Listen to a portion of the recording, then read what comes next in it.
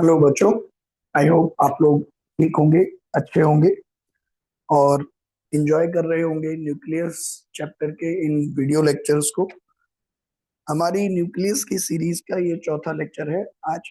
और हम आज इस लेक्चर में बेसिकली कंप्लीट करेंगे अपने डिस्कशन को स्टेबिलिटी ऑफ न्यूक्लियस के बारे में, और कैसे न्यूक्लियस की स्टेबिलिटी एक्सप्लेन की गई E = mc² से।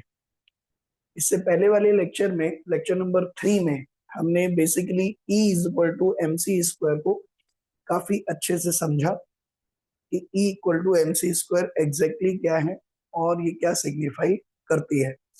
तो अगर आपने लेक्चर नंबर 3 नहीं देखा है तो आप उसको एक बार देखें। वो बेसिकली हमें ये बताती है कि E = mc² रेस्ट मास से रिलेटेड जो एनर्जी है वो इस फॉर्मूले से गिवन होती है। ठीक है। और स्टेबिलिटी ऑफ न्यूक्लियस जिन लोगों ने स्टडी करनी चाहिए वो क्यों आकर E = mc² पर रुक गए, ये हमने लास्ट लेक्चर में ऑलरेडी देख लिया है। और हमने सीखा था कि लोगों ने इतना आइडिया तो लगा लिया था कि ये जो न्यूक्लियस है इसके अंदर न्यूट्रॉन और प्रोटॉन जो हैं, इसके अंदर न्यूट्रॉन और प्रोटॉन होते हैं। और सिंस ये एक बाउंडेड सिस्टम है तो इसकी भी कुछ ना कुछ बाइंडिंग एनर्जी होगी। यानी कि अगर वो एनर्जी हम इसको दे दें तो ये सभी जो है वो फ्री हो जाएंगे। और ये जो न्यूट्रॉन और प्रोटॉन हैं वो बेसिकली फ्री स्टेट में आ जाएंगे। Free state. ठीक है। लेकिन ये अभी भी है रेस्ट में ही। So basically binding energy of a nucleus, ये जो एक्स है इसको हमने नाम दिया था बाइंडिंग एनर्जी ऑफ न्यूक्लियस। तो इसकी डेफिनेशन क्या हमने लास्ट लेक्चर में दी थी कि it is the energy which is required to free all the nucleon from a nucleus in a free state. ठीक है। तो लोगों ने कहा कि जितना ज्यादा एनर्जी देनी पड़ेगी उतना ज्यादा ये स्टेबल है न्यूक्लियर। ये इस तरीके की थॉट प्रोसेस लोगों की थी। फिर उन्होंने कहा कि जब हम इस चीज को कुछ एनर्जी दे रहे हैं तो अल्टीमेटली ये चीज बन रही है। ठीक है। तो आखिर ये एनर्जी कैसे कैलकुलेट की जाए, how to calculate this energy. तो लोगों ने स्टेबिलिटी का आइडिया कहाँ से लगा लिया कि जितना ज्यादा ये बाउंडेड, जितना ज्यादा ये ज्यादा एनर्जी रिक्वायर करेगा फ्री होने के लिए, इसका मतलब वो न्यूक्लियस उतना ज्यादा स्टेबल है। तो फिर लोग इस पे चले गए कि बाइंडिंग एनर्जी कैसे कैलकुलेट करें, how to calculate the binding energy. तो अगर आप ध्यान से देखें, यहाँ पर ये रेस्ट में है मास। ये मास आपका न्यूक्लियस का किस में है, रेस्ट में। ये एनर्जी देने के बाद भी ये सभी न्यूट्रॉन प्रोटॉन, ठीक है, ये भी किस में है, रेस्ट में। सर ये मोशन में क्यों नहीं मान लिया आपने? क्योंकि बाइंडिंग एनर्जी की डेफिनेशन में ही है minimum energy which is required to free the nucleon from the nucleus. तो न्यूक्लियस के इफेक्ट से फ्री करना है, वो इफेक्ट जो इनको पकड़ के प्रोटॉन प्रोटॉन को भी पास पास में बना के रखा हुआ था। ठीक है। उस इफेक्ट को खत्म करने के लिए मिनिमम जो एनर्जी चाहिए उसको हम बोलते हैं बाइंडिंग एनर्जी। अब अगर आप देखोगे तो ऑब्वियसली ये प्रोटॉन इस प्रोटॉन को रिपेल करेगा ही करेगा, लेकिन इतनी एनर्जी देने के बाद वो जो अट्रैक्टिव फोर्स थे वो खत्म हो जाएंगे और ये फ्री स्टेट में आ जाएंगे। अब ये एनर्जी कैसे कैलकुलेट की जाए? भाई इसकी एनर्जी जीरो, इसकी एनर्जी जीरो, ना इसमें काइनेटिक एनर्जी है ना पोटेंशियल एनर्जी है, ना इसमें काइनेटिक एनर्जी है ना पोटेंशियल एनर्जी है। तो फिर ये एनर्जी कहाँ गई जो हमने दी? लोगों ने ये क्वेश्चन उठाया कि इससे पहले कंजर्वेशन ऑफ एनर्जी रिएक्शंस में चलता था, एनर्जी हमेशा कंजर्व रहती थी। तो क्वेश्चन ये उठने लग गया कि आखिर ये एनर्जी गई तो गई कहाँ? ठीक है ना। ये जो आपने एनर्जी दी वो आखिर किस चीज में खर्च हो गई? ठीक। तो अब अगर आप इस इक्वेशन को ध्यान से देखें, ये भी रेस्ट मास है आइडियली एनर्जी हम कैसे कंजर्व कराते थे? Energy energy of reactant should be equal to energy of product. अब रिएक्टेंट की मैकेनिकल एनर्जी तो जीरो है, लेकिन अगर हम आइंस्टाइन की E equal to m c square equation को अब इसमें इंक्लूड कर दें, तो according to Einstein rest mass भी कुछ ना कुछ एनर्जी पजेस करता है। ठीक है, रेस्ट मास भी कुछ ना कुछ एनर्जी पजेस करता है।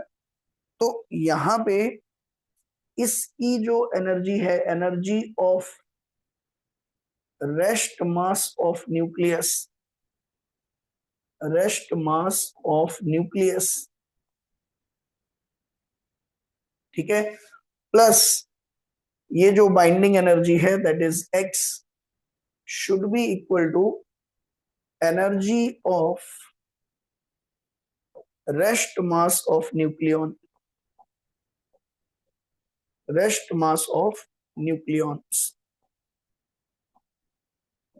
ठीक है, क्यों E equal to m c square हमें इस चीज में यूज करना पड़ा?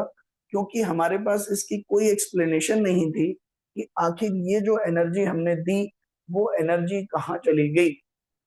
ठीक है, आप कहते हो कि वो फ्री कराने में चली गई। ठीक है, देखो, अगर आपको याद हो कि जब कोई इलेक्ट्रॉन एटम के चारों तरफ चक्कर काट रहा था प्लस जेडी, तो आप कह रहे थे कि इसकी जो टोटल एनर्जी है वो मान लीजिए -13.6 इलेक्ट्रॉन वोल्ट है। अब अगर आप बाहर से इस एनर्जी को इसे दे देंगे तो ये इलेक्ट्रॉन इस एटम से बाहर निकल आएगा। तो आप ये कह सकते हैं कि देखो ये माइनस थी तो हमने बाहर से प्लस एनर्जी दे दी, तो प्लस और माइनस मिलके जीरो हो गया, इसीलिए न्यूक्लियस अलग आ गया, इलेक्ट्रॉन अलग आ गया। तो यहाँ पे जो एनर्जी है वो टोटल क्या है? जीरो। ठीक है, अब इस इलेक्ट्रॉन की टोटल मैकेनिकल एनर्जी क्या हो गई? जीरो। तो यहां पर तो एटम और इलेक्ट्रॉन का जो सिस्टम था उसकी टोटल एनर्जी क्या थी? नेगेटिव, क्योंकि इलेक्ट्रॉन उसमें मोशन कर रहा था, पोटेंशियल एनर्जी भी थी। तो वहां पर हमने केवल और केवल इस इलेक्ट्रॉन की मैकेनिकल एनर्जी कंसीडर की। और मैकेनिकल एनर्जी में आपने देखा मैकेनिकल एनर्जी नेगेटिव भी हो सकती है, पॉजिटिव भी हो सकती है, जीरो भी हो सकती है।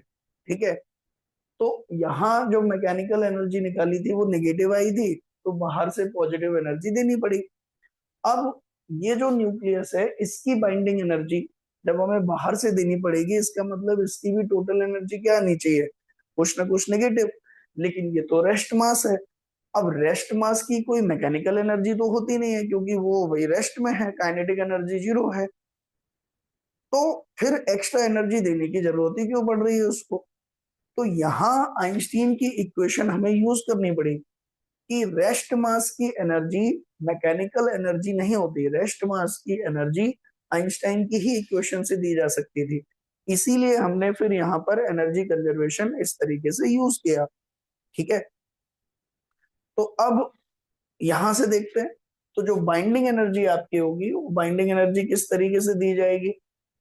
तो energy of rest mass of nucleon, तो ये कितना होगा? Z into mass of proton, ये हो गया टोटल प्रोटॉन का mass, plus A-Z into mass of neutron, ये हो गया न्यूट्रॉन का मास। ठीक है, फ्री स्टेट में, इंटू C²। ठीक है, और उधर से energy of rest mass of nucleus, तो वो कितना आ जाएगा? Minus mass of nucleus into C²। लोगों ने कहा सर आप ये क्या बात कर रहे हो भाई, न्यूक्लियस का मास और न्यूट्रॉन प्लस प्रोटॉन का मास ये दोनों सेम ही तो आने चाहिए। लोग हंसे सबसे पहली बार जब ये बात बोली गई। लोगों ने कहा भैया बाइंडिंग एनर्जी तो जीरो आ जाएगी इस हिसाब से, क्योंकि न्यूक्लियस तो बना ही किससे है? न्यूट्रॉन एंड प्रोटॉन से। तो न्यूक्लियस के अंदर और कुछ है भी नहीं, केवल क्या है? Neutron and proton. तो न्यूट्रॉन और प्रोटॉन ही है अगर, तो फिर तो न्यूट्रॉन प्लस प्रोटॉन का मास न्यूक्लियस के मास के इक्वल आना चाहिए था। तो थियोरेटिकली तो लोगों ने एक्सेप्ट ही नहीं की ये चीज। उन्होंने कहा ये तो वैसे ही जीरो आएगा, थ्योरेटिकली तो नहीं मानते हम। तो फिर लोगों ने क्या किया, एक्सपेरिमेंटली मेजर किया मास को, न्यूक्लियस के मास को, और फिर फ्री स्टेट में न्यूट्रॉन और प्रोटॉन के मास को, यूजिंग स्पेक्ट्रोमीटर, है ना। ऑब्जर्वेशन के बेसिस पे मास स्पेक्ट्रोस्कोपी एक्सपेरिमेंट, इनफैक्ट जिस साइंटिस्ट ने ये किया, मास स्पेक्ट्रोस्कोपी एक्सपेरिमेंट के नाम से ये फेमस हुआ। और ये एक्सपेरिमेंट किया 1927 में, एस्टन करके एक साइंटिस्ट थे, उन्होंने एक्चुअल में ये मास कैलकुलेट किए, किसके लिए, ऑक्सीजन के लिए, ठीक है। और सरप्राइजिंगली उन्होंने ये देखा कि ये जो न्यूट्रॉन और प्रोटॉन का मास है फ्री स्टेट में, वो न्यूक्लियस के मास से ज्यादा आता है, न्यूक्लियस के मास से ज्यादा आता है। यानी कि जब हम न्यूट्रॉन और प्रोटॉन को कंप्रेस करके न्यूक्लियस के वॉल्यूम में इकट्ठा करते हैं, तो इस प्रोसेस में उनका मास कम हो जाता है। एकदम से मतलब लोग सरप्राइज हो गए इस रिजल्ट से कि मास कहाँ चला जाता है, क्योंकि जब एक्सपेरिमेंटली उसको मेजर किया न्यूट्रॉन और प्रोटॉन के मास को और न्यूक्लियस के मास को, तो लोगों ने कहा ये मास कहाँ गया, मास तो कंजर्व रहता है। तब आइंस्टीन की याद आई लोगों को कि नहीं नहीं, आइंस्टीन बताते थे कि यार मास एनर्जी में कन्वर्ट हो सकता है और एनर्जी मास में कन्वर्ट हो सकती है। तो ये पहला एक्सपेरिमेंटल वेरिफिकेशन था आइंस्टाइन की E equal to mc square का, जो आइंस्टीन ने थ्योरेटिकली दी थी एक इक्वेशन, उसको पहली बार एस्टन के एक्सपेरिमेंट से वेरीफाई किया गया कि न्यूक्लियर रिएक्शंस के दौरान जब न्यूट्रॉन और प्रोटॉन जो है न्यूक्लियस को छोड़ देते हैं पूरी तरीके से, तो उनका मास बढ़ जाता है। या उल्टा कहें, जब न्यूट्रॉन और प्रोटॉन को कंप्रेस करके न्यूक्लियस के अंदर इकट्ठा किया जाता है, तो उनका मास घट जाता है। और ये जो घटा हुआ मास है, वो बेसिकली रिलीज करता है एनर्जी को। यानी कि अगर हम आपसे कहें कि जब ये जो फ्री जब आपके जो ये फ्री न्यूट्रॉन और प्रोटॉन थे, अगर मैं कहूं कि इनको पास पास में इकट्ठा करेंगे, तो उनके साथ साथ एक एनर्जी रिलीज होगी। या उल्टा कहें, अगर ये इस न्यूक्लियस को हम कुछ एनर्जी दे दें, तो ये फिर क्या हो जाएंगे, रिलीज। और ये जो एनर्जी है, अब इसका आंसर है हमारे पास कि ये जो बाइंडिंग एनर्जी है वो कहाँ गई। एक्चुअल में जो ये न्यूक्लियस का मास था mx, जो ये न्यूक्लियस का मास था mx, और अब जो ये मास है ये mx से थोड़ा सा ज्यादा है। तो ये जो बाइंडिंग एनर्जी आप इसको देते हो, वो बेसिकली डेल्टा एम में कन्वर्ट हो जाती है, और वो इस एनर्जी के करस्पॉन्डिंग क्या बनता है, एक्स्ट्रा मास। और इस एक्स्ट्रा मास को हम एक स्पेशल नाम से जानते हैं, this is called mass defect, mass defect. और ये मास डिफेक्ट बेसिकली, अब आप ये इक्वेशन देख सकते हैं, ये मास डिफेक्ट बेसिकली है क्या, z into m p plus a minus z into m n minus m x. ये जो पूरा टर्म आपके सामने लिखा हुआ है मल्टीप्लाइड बाई सी स्क्वायर, तो ये जो पूरा टर्म है इसी को हम क्या बोलते हैं, delta m. This is called mass defect, ठीक है। तो इस तरीके से आइंस्टाइन की इक्वेशन ने ये जो गुत्थी थी न्यूक्लियस की बाइंडिंग एनर्जी की, वो सुलझा दी। और इसने कहा कि किसी न्यूक्लियस को पूरी तरह से फ्री अगर आपको करना है, तो उसमें न्यूक्लियन को, अगर सभी न्यूक्लियन को फ्री कर देना है, फ्री स्टेट में ला देना है, तो उसको जो टोटल एनर्जी आपको देनी पड़ेगी, that is called binding energy of the nucleus. और बाइंडिंग एनर्जी जो है वो आपकी आएगी delta m into c square. ये जो फॉर्मूला है ये बन के रेडी हो गया, ठीक है। अब इसको थोड़ा सा समझते हैं, delta m into c square को। अगर हम थोड़ा सा क्वांटिटेटिवली समझे, थोड़ा सा आपको न्यूमेरिकल करने में हेल्प होगी अगर आप एक डेटा को याद रखेंगे। अगर मान लीजिए डेल्टा एम की वैल्यू है, देखो ये बाइंडिंग एनर्जी है, तो एसआई यूनिट तो जूल आएगी, ठीक। SI यूनिट इसकी बाइंडिंग एनर्जी की क्या आएगी, जूल। लेकिन इस चैप्टर में जनरली हम एनर्जी को इलेक्ट्रॉन वोल्ट में मेजर करते हैं, ठीक है। तो अगर मेरा डेल्टा एम जो मास है वो अगर एएमयू में है, और कितना है, 1 AMU, ठीक है।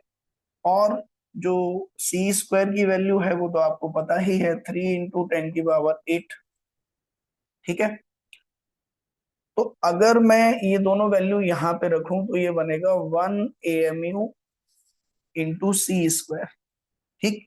अब 1 AMU की वैल्यू केजी में पता है आपको, और सी स्क्वायर 3 × 10⁸ इसकी वैल्यू भी आपको पता है। तो कभी भी अगर आपको 1 AMU इंटू सी स्क्वायर दे रखा है तो वो डायरेक्टली आप लिखेंगे कैलकुलेशन करके, आप निकाल सकते हो इसको। बेसिकली कैसे निकालेंगे, आप AMU की जगह वैल्यू रख दीजिए केजी में, 1 AMU कितने केजी के इक्वल होता है, फिर सी की वैल्यू रख दीजिए, फिर उसको इलेक्ट्रॉन से डिवाइड कर दीजिए। तो ये कुल मिला के आपको मिलेगा 931.5 mega electron volt. Very important relation, जो आपको बहुत सारे न्यूमेरिकल्स में काम आएगा, ठीक है। यानी कि अगर आपको मासेस दे रखे हैं एएमयू में, तो बस आप क्या करिए, डेल्टा एम निकाल लीजिए, और डेल्टा एम निकालने के बाद फाइनली उसको 931.5 मेगा इलेक्ट्रॉन वोल्ट से मल्टीप्लाई कर दीजिए। वो आपको बाइंडिंग एनर्जी दे देगी इलेक्ट्रॉन वोल्ट में। बाइंडिंग एनर्जी किस में दे देगी, इलेक्ट्रॉन वोल्ट में। तो आप बहुत सारी कैलकुलेशन से बच जाएंगे, ठीक है ना। 1 AMU, जैसे मैं अगर आपसे कहूं, एक सिंपल सी कैलकुलेशन आपको करवाऊं मैं। मान लीजिए आपसे कहा जाए कि ऑक्सीजन है, ये कैलकुलेशन मैं आपसे करवा लेता हूँ। ऑक्सीजन का न्यूक्लियस है और इसकी बाइंडिंग एनर्जी बताइए, what is the binding energy of oxygen nucleus. तो आप क्या कहेंगे, binding energy is nothing but delta m into c square. तो पहले आप मास डिफेक्ट निकालिए। तो मास डिफेक्ट कैसे निकालते हैं, न्यूक्लियन का मास, न्यूक्लियन मतलब प्रोटॉन और न्यूट्रॉन। तो इसमें z into m p, plus neutron हो गए A-Z इंटू Mn, ठीक है। ये न्यूक्लियन का मास हो गया, minus mass of the nucleus of oxygen, ठीक है। ये आपका डेल्टा एम हुआ। अब ध्यान से समझो बेटा, ये डेल्टा एम आप केजी में भी निकाल सकते हो और एएमयू में भी निकाल सकते हो। अगर आप केजी में निकालोगे तो फिर सी स्क्वायर की वैल्यू भी रखनी पड़ेगी, और फिर जो आंसर आएगा वो आएगा जूल में, और फिर उसको इलेक्ट्रॉन वोल्ट में कन्वर्ट करने के लिए 1.6 इंटू 10⁻⁻19 से डिवाइड भी करना पड़ेगा। तो बहुत सारी कैलकुलेशन हो गई। इसके बजाय एक सीधा तरीका क्या है कि अगर ये मास of proton, mass of neutron, mass of nucleus अगर आपको एएमयू में दे रखे हैं, ठीक है, तो फिर आपका काम बहुत इजी हो जाएगा, ठीक है। मतलब अगर आपको ये मास ऑफ प्रोटॉन और मास ऑफ न्यूट्रॉन एएमयू में रखेंगे तो जेड की जगह आ गया 8 into MP plus 8 into Mn minus M into XO, ठीक है। तो ध्यान से देखिए, इन दोनों टर्म का सम आएगा अगर एएमयू में रखेंगे तो 16.12744 U, ये एटॉमिक मास यूनिट में आ गया। और मास ऑफ न्यूक्लियस, एक्चुअल में जब मास स्पेक्ट्रोस्कोपी से मेजर किया गया तो ऑक्सीजन के न्यूक्लियस का मास जो मिला वो मिला 15.99493 U, ठीक है। आपको रटना नहीं है ये सब, ये क्वेश्चन में मिलेगा आपको, ठीक। तो देखो, एटॉमिक मास यूनिट में रखने का फायदा क्या हुआ, यहां से हमें डेल्टा एम मिल गया एटॉमिक मास यूनिट में। अब जब आप इसको घटाओगे, ठीक है, तो अब ये डेटा तो नहीं दिया है मेरे पास, आप इसको घटा लो, फिर कितना बनेगा ये, 3 2 5, 3 2 5 घटाओगे जब तो 4 में से 3 गया, 1 5 और 2, 3 1, और ये बन जाएगा 0 और 0.13251 U। ठीक है, ये डेल्टा एम आ गया आपका। अब सर बाइंडिंग एनर्जी कैसे निकालें? अब बहुत इजी है। बाइंडिंग एनर्जी निकालने के लिए अब आपको कुछ नहीं करना है, बस ये जो वैल्यू मिली है ना आपको 0.13251, इसको 931.5 मेगा इलेक्ट्रॉन वोल्ट लिख देना है। बस इतना इजी हो जाता है कैलकुलेशंस। क्योंकि बाइंडिंग एनर्जी आप कैसे निकालोगे? Binding energy is nothing but delta m into c square. फिर जब आप ये लिखोगे तो ये बनेगा 0.13251 U इंटू सी स्क्वायर। तो ये जो U इंटू सी स्क्वायर है, यही हमने पिछली स्लाइड में कहा था कि एक AMU इंटू सी स्क्वायर इसके इक्वल होता है। तो वही चीज आपने यहाँ पर बस पुट कर दी है। ठीक है, तो इसीलिए बाइंडिंग एनर्जी किसी भी न्यूक्लियस की अगर आपको निकालनी है तो दिस इज द स्टैंडर्ड वे, कि आप उसके न्यूक्लियन का मास माइनस न्यूक्लियस का मास जब आप करेंगे तो वहां से आपको बाइंडिंग एनर्जी मिल जाएगी। सिंपली डेल्टा एम को 931.5 मेगा इलेक्ट्रॉन वोल्ट से मल्टीप्लाई करके। ठीक है, सो आई कैन से कि एस्टन का काम 1927 में जो उन्होंने एक्सपेरिमेंटली ये पता किया कि न्यूक्लियस का मास और न्यूक्लियन का मास अलग अलग है, this was the very important experiment. और एस्टन को ये सपना क्यों आया कि भाई मुझे न्यूक्लियस का मास मेजर करना है और न्यूक्लियन के मास से कंपेयर करना है? ठीक है, ऐसा थोड़ी कि उसको एकदम से आया, उसको यही चीज यहां से मोटिवेशन मिला कि अल्टीमेटली मुझे ये पता करना है कि जब हम किसी एटम को, जब हम किसी न्यूक्लियस को एनर्जी देते हैं तो आखिर जो ये एनर्जी हम इस न्यूक्लियस को दे रहे हैं उसका हुआ क्या। ठीक है, और इस रेस्ट मास की एनर्जी जो है वो कितनी हो सकती है। तो रेस्ट मास की एनर्जी, सबसे पहले ये क्वेश्चन था दिमाग में कि रेस्ट मास की एनर्जी कहाँ से आई, तो उसके लिए आइंस्टीन पे चले गए। आइंस्टीन की इक्वेशन जब उन्होंने देखी, क्योंकि आइंस्टीन की इक्वेशन रेस्ट मास से रिलेटेड थी, तो और आइंस्टीन ये कहता था कि अगर एनर्जी बन रही है तो मास को कम होना पड़ेगा, और अगर मास बढ़ रहा है तो एनर्जी को कम होना पड़ेगा। तो यहाँ पे हमने देखा कि यहाँ एनर्जी थी और यहाँ एनर्जी गायब हो गई, मतलब ये एनर्जी कंज्यूम कर ली इस न्यूक्लियस ने। तो इसका मतलब अगर इस न्यूक्लियस ने ये एनर्जी कंज्यूम कर ली तो इसका मास बढ़ना चाहिए आइंस्टीन की थ्योरी के अकॉर्डिंग। इसीलिए न्यूट्रॉन और प्रोटॉन जो यहाँ मिले, इनका टोटल मास इस न्यूक्लियस के मास से ज्यादा होना चाहिए। तो ये मोटिवेशन था एस्टन के लिए कि क्यों उसने ये चीज शुरू की मेजर करना कि क्या न्यूट्रॉन और प्रोटॉन का मास न्यूक्लियस के मास से ज्यादा है या कम। तो आपको जो भी काम हुआ है हिस्ट्री में उसके पीछे का मोटिवेशन समझ में आना चाहिए, तभी आप साइंटिफिक थॉट प्रोसेस पकड़ पाएंगे, अप्रोच पकड़ पाएंगे कि कैसे सोचा जाता है, कैसे चीजों के पीछे, कोई भी एक्सपेरिमेंट के पीछे मोटिवेशन क्या होता है। क्योंकि वो थॉट प्रोसेस डेवलप होना बहुत जरूरी है। अदरवाइज तो ये सब क्या है, एक इंफॉर्मेशन है, एक डेटा है।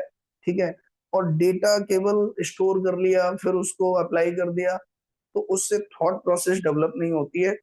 वो डेटा कैसे बना, क्यों बना, कोई एक्सपेरिमेंट किया तो क्यों किया, उसका इंस्पिरेशन क्या था, वो समझना आपके लिए बहुत जरूरी है।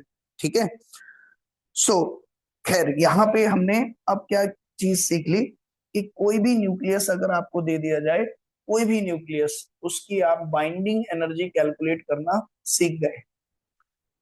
अब हम तो सर बाइंडिंग एनर्जी से मतलब नहीं था, हम तो स्टेबिलिटी की बात कर रहे थे।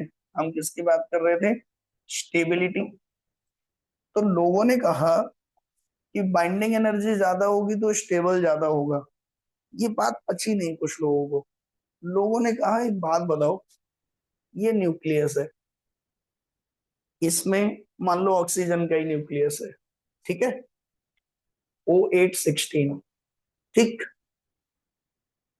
अब O816 में 8 प्रोटॉन हैं और 8 न्यूट्रॉन हैं। ठीक है, अगर एक भी प्रोटॉन बाहर निकल आया तो ये तो 7 बन गया। 7 एन आपका बन गया, ये प्रोटॉन बाहर चला गया, 7n15 हो गया ये तो। और ये तो नाइट्रोजन का आइसोटोप बन गया, आइसोटोप ऑफ नाइट्रोजन। तो अगर एक भी न्यूक्लियॉन बाहर आ गया तो न्यूक्लियस वो नहीं रहा जो पहले था, इसका मतलब वो चेंज हो गया, और जो चेंज हो गया वो स्टेबल है ही नहीं। इसका मतलब स्टेबिलिटी इस बात से डिसाइड नहीं होगी कि सारे न्यूक्लियॉन्स को बाहर निकालने के लिए टोटल कितनी एनर्जी चाहिए। स्टेबिलिटी डिसाइड इस बात से होगी कि एक न्यूक्लियॉन भी अगर बाहर निकाल लिया तो फिर वो जो है न्यूक्लियाई चेंज हो गया। इसका मतलब टोटल बाइंडिंग एनर्जी के बजाय binding energy per nucleon is the important parameter. दो न्यूक्लियाई रखे हुए हैं, ध्यान से समझिए बेटा, दो न्यूक्लियाई रखे हुए हैं आपके पास, इसके सभी न्यूक्लियॉन को निकालने में टोटल एनर्जी लगी 100 जूल, इसके सभी न्यूक्लियाई को निकालने में टोटल एनर्जी लगी 80 जूल। लेकिन इसके इसमें मान लो 10 न्यूक्लियॉन थे टोटल, कितने न्यूक्लियॉन थे? 10। यानी कि एक न्यूक्लियॉन को निकालने के लिए कितनी एनर्जी लग रही थी? 10 जूल। और इसमें अगर मैं आपसे ये कहूं, इसमें 5 ही न्यूक्लियॉन थे, तो एक न्यूक्लियॉन को बाहर निकालने के लिए टोटल एनर्जी कितनी चाहिए थी? 16 जूल। तो हम ये कहेंगे कि इन दोनों में ज्यादा स्टेबल ये वाला न्यूक्लियाई है। एक न्यूक्लियॉन को निकालने में जो एनर्जी लगेगी वो अगर ज्यादा हुई, बाइंडिंग एनर्जी पर न्यूक्लियॉन अगर ज्यादा हुई, तो एटम ज्यादा, न्यूक्लियाई ज्यादा स्टेबल होगा as compared to this nuclei. ठीक है।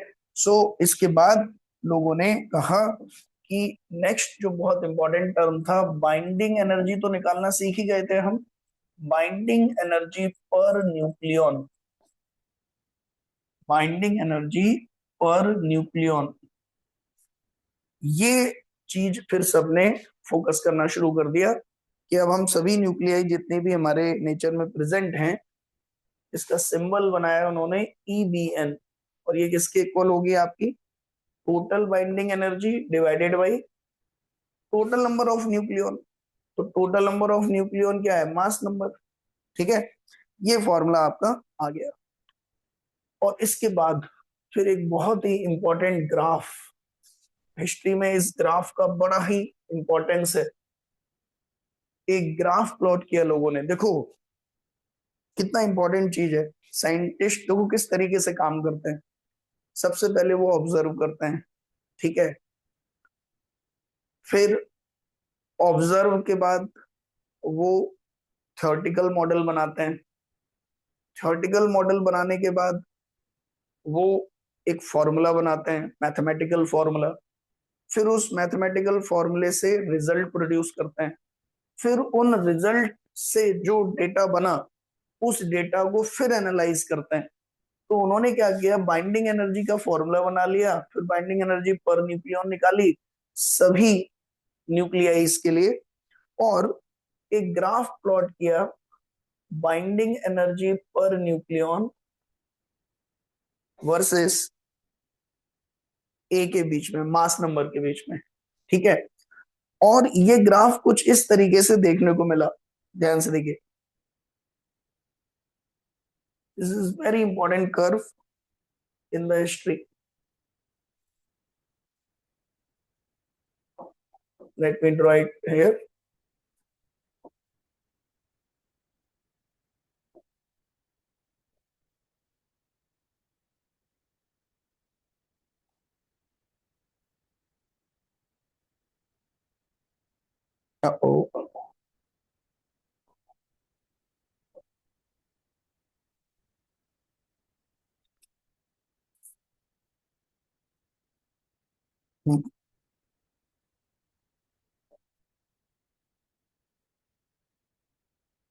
इस तरीके का एक कर्व देखने को मिला, बाइंडिंग एनर्जी पर न्यूक्लियॉन।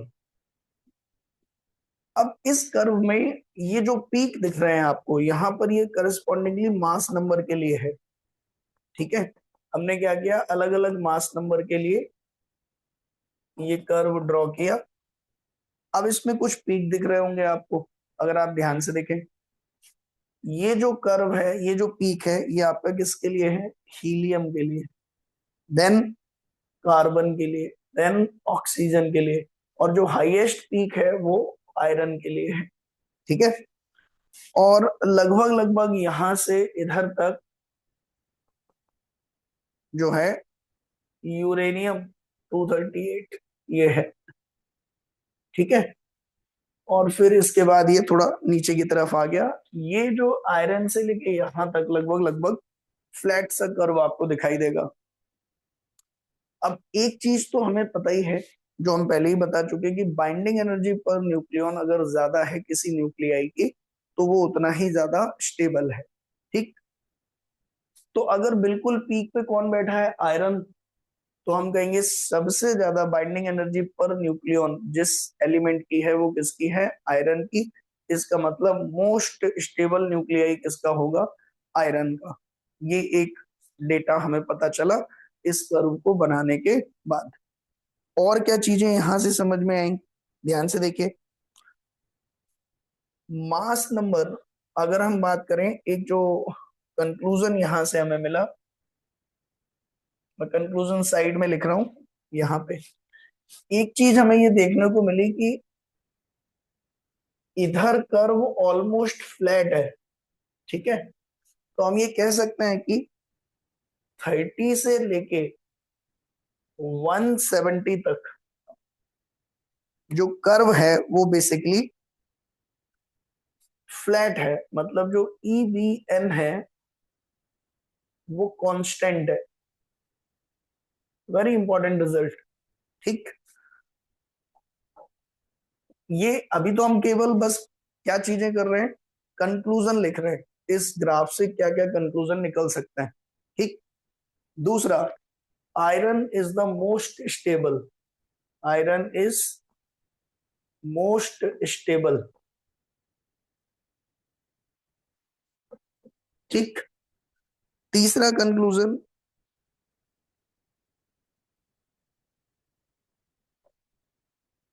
जो लोअर मास नंबर के आपके न्यूक्लियाई हैं, ठीक है, यानी कि A <30 और A <270, बहुत लाइटर आपके न्यूक्लियाई और बहुत हैवियर न्यूक्लियाई, ये दोनों की ही बाइंडिंग एनर्जी पर न्यूक्लियॉन काफी कम है, यानी कि ये इतने ज्यादा स्टेबल नहीं है। ठीक है ना, A <30 एंड A <270, इनमें बाइंडिंग एनर्जी पर न्यूक्लियॉन काफी कम है। आप देख सकते हैं बिल्कुल नीचे से शुरू हो रहा है और यहाँ पर भी कर्व धीमे धीमे नीचे गिरने लगा है। इसका मतलब दे आर लेस स्टेबल। ठीक है, इनके लिए बाइंडिंग एनर्जी आपकी क्या है, you can say low, low binding energy per nucleon, तो we can say less stable. ठीक, ये तीन कंक्लूजन आपने यहाँ पे निकाल लिए। ठीक है, दूसरा, अब इन कंक्लूजन से क्या समझ आया लोगों को, ध्यान से समझिए। ऐसा नहीं था ये केवल कंक्लूजन थे और इनका कोई फिजिकल सिग्निफिकेंस नहीं निकला। देखो, जब ये बाइंडिंग एनर्जी का कर्व बनाया जा रहा था, न्यूक्लियस क्यों एक जगह पे चिपका हुआ है, ये चीज पता की जा रही थी।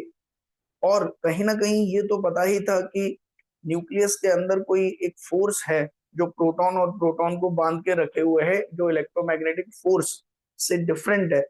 इलेक्ट्रोमैग्नेटिक फोर्स तो प्रोटॉन और प्रोटॉन को रिपेल कराएंगे, लेकिन अगर प्रोटॉन न्यूक्लियस में बंधा हुआ है, इसका मतलब न्यूक्लियस के अंदर कोई फोर्स है जो उसको पकड़ के बैठा हुआ है। ठीक है, लेकिन उस फोर्स के बारे में कोई नेचर पता नहीं था लोगों को, उस फोर्स के बारे में कोई नेचर नहीं पता था। तो बाइंडिंग एनर्जी पर न्यूक्लियॉन का जो ये कर्व देखने को मिला, इस कर्व ने उस फोर्स के नेचर के बारे में लोगों को बताया। तो अब हम इस कर्व से जो है न्यूक्लियस के अंदर लगने वाले जो फोर्स है, इसको नाम दिया गया स्ट्रॉन्ग न्यूक्लियर फोर्स। देखो ये वर्ड, पहले तो केवल न्यूक्लियर फोर्स नाम था इसका। केवल क्या नाम था, बहुत ध्यान से समझना बेटा, दिस इज वेरी इंपॉर्टेंट। केवल इसका नाम क्या था, न्यूक्लियर फोर्स। स्ट्रॉन्ग वर्ड तो बाद में लगा, ठीक, न्यूक्लियर फोर्स। और ये माना गया कि ये भी एक टाइप ऑफ फंडामेंटल फोर्स है, type of fundamental force, type of fundamental force, ठीक है। In fact this was the third fundamental force, ठीक। अब आप ये समझो कि ये स्ट्रॉन्ग है या वीक है, ये कैसे पता चला। तो अगर आपको याद होगा, जब न्यूक्लियस के चारों तरफ इलेक्ट्रॉन चक्कर काटता था, उस टाइम पर जो हाइड्रोजन की अगर हम बात कर ले, तो इस इलेक्ट्रॉन की जो बाइंडिंग एनर्जी थी वो थी -13.6 इलेक्ट्रॉन वोल्ट। यानी कि इलेक्ट्रॉन और न्यूक्लियस के बीच में जो फोर्स ऑपरेट होता है वो इलेक्ट्रिकल फोर्स है। तो जब इलेक्ट्रिकल फोर्स है किसी बाउंडेड सिस्टम में, उस समय जो बाइंडिंग एनर्जी है वो इलेक्ट्रॉन वोल्ट के ऑर्डर की है। बेसिकली बाइंडिंग एनर्जी या सिस्टम बाउंड है क्यों, because of this attractive electromagnetic force. और इस अट्रैक्टिव इलेक्ट्रोमैग्नेटिक फोर्स की वजह से जो एनर्जी है वो किस ऑर्डर की है, इलेक्ट्रॉन वोल्ट की। लेकिन अब अगर हम न्यूक्लियस के अंदर बात करें, तो न्यूक्लियस के अंदर एक प्रोटॉन को दूसरा प्रोटॉन जाने नहीं दे रहा है, पकड़ के रखा हुआ है, अट्रैक्टिव फोर्स लगा रहा है। और इस अट्रैक्टिव फोर्स की वजह से इस एक न्यू इस एक न्यूक्लियन की जो बाइंडिंग एनर्जी है, बाइंडिंग एनर्जी पर न्यूक्लियन, ये जो है उसका जो ऑर्डर है वो है मेगा इलेक्ट्रॉन वोल्ट का। कितने का, मेगा इलेक्ट्रॉन वोल्ट। ये कैलकुलेट करके देखा हमने। तो ये जो बाइंडिंग एनर्जी है न्यूक्लियस के अंदर, उसका ऑर्डर है मेगा इलेक्ट्रॉन वोल्ट में। और इलेक्ट्रॉन और न्यूक्लियस के बीच में जब इलेक्ट्रिकल फोर्स है, और यहाँ पे कौन सा फोर्स है, न्यूक्लियर फोर्स, ठीक है। तो ये जो न्यूक्लियर फोर्स है, इसकी वजह से जो बाइंडिंग एनर्जी प्रोड्यूस हो रही है वो 10⁶ टाइम्स ज्यादा है इलेक्ट्रोमैग्नेटिक फोर्स के कंपैरिजन में। तो यहां से ये टर्म कॉइन किया गया कि ये जो फोर्स लग रहे हैं वो बहुत स्ट्रॉन्ग नेचर के हैं, क्योंकि इनकी वजह से जो बाइंडिंग आ रही है न्यूक्लियन के अंदर वो बहुत ज्यादा है as compared to the binding of electron with the nucleus. So I hope अब आपको ये क्लियर हुआ होगा कि ये जो स्ट्रॉन्ग वर्ड लिखा, स्ट्रॉन्ग न्यूक्लियर फोर्स, वो एक्चुअल में लोगों के दिमाग में कहां से आया, कैलकुलेशन ऑफ बाइंडिंग एनर्जी से। बाइंडिंग एनर्जी पहले कैलकुलेट की गई, और जब देखा गया कि उसका जो ऑर्डर है वो बहुत ज्यादा आ रहा है, तब ये कहा गया कि ये जो अट्रैक्टिव फोर्स हैं, there are very strong in nature. So पहला पॉइंट न्यूक्लियर फोर्स के बारे में हमें क्या पता चला, स्ट्रॉन्गेस्ट फोर्स। क्योंकि देखो दो ही फंडामेंटल फोर्स मिले थे, एक तो आपका मिला था प्लैनेटरी सिस्टम में ग्रेविटेशनल फोर्स, और दूसरा आपका था electromagnetic force. Electromagnetic force gravitational force से ज्यादा होते हैं, और ये जो न्यूक्लियर फोर्स हैं ये आपके इलेक्ट्रोमैग्नेटिक फोर्स से भी ज्यादा हो गए। तो स्ट्रॉन्गेस्ट फोर्स इन नेचर, ये पहली प्रॉपर्टी है जो हमें न्यूक्लियर फोर्स के बारे में पता लगी, ठीक है। First property which we have seen. दूसरा, आप लोगों ने छोटी क्लासेस में या 11th में 11th में पढ़ा होगा, जब मैंने आपको फंडामेंटल फोर्सेस पढ़ाए थे, तो मैंने ये कहा था कि न्यूक्लियर फोर्स जो होते हैं वो शॉर्ट रेंज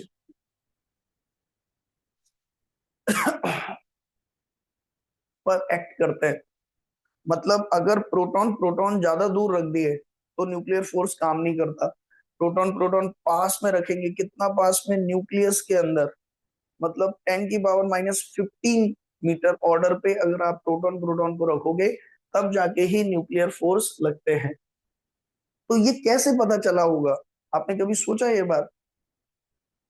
क्या सच में 10⁻⁻15 मीटर पर रखकर किसी ने ऑब्जर्व किया होगा? उस ऑर्डर पे जाके तो हम देख भी नहीं सकते। आपको पता है, आप में से पता नहीं कितने लोगों ने ये सर्च किया होगा इंटरनेट पे, एटम पढ़ते पढ़ते हमें इतना टाइम हो गया, न्यूक्लियाई पढ़ते पढ़ते इतना टाइम हो गया, क्या हम एटम को देख सकते हैं अपनी आंखों से? न्यूक्लियस को देख सकते हैं अपनी आंखों से? तो आप आज ये क्वेश्चन सर्च करना कि क्या ये कभी भी पॉसिबल होगा कि हम एटम को या न्यूक्लियाई को देख सकते हो? क्या अभी तक कोई ऐसी डिवाइस बनी है जिससे एटम को न्यूक्लियाई को देखा जा सके, न्यूक्लियाई को प्रोटॉन को न्यूट्रॉन को देखा जा सके? ठीक। और कमेंट सेक्शन में मुझे आप बता सकते हैं, ठीक है, अपने फीडबैक। नेक्स्ट क्लास में आई विल डिस्कस दिस। तो पहली चीज तो ये शॉर्ट रेंज है, ये देखने के ऐसे नहीं पता किया गया कि मैंने दो न्यूट्रॉन लिए, दूर दूर रखे, देखो अब ये अट्रैक्ट नहीं कर रहे हैं, और 10⁻⁻15 पे रखे तो अब अट्रैक्ट कर रहे हैं, तो हाँ इससे पता लग गया कि ये कैसे हैं, शॉर्ट रेंज। ऐसा नहीं होता बेटा, ठीक है। एक्चुअल में ये जो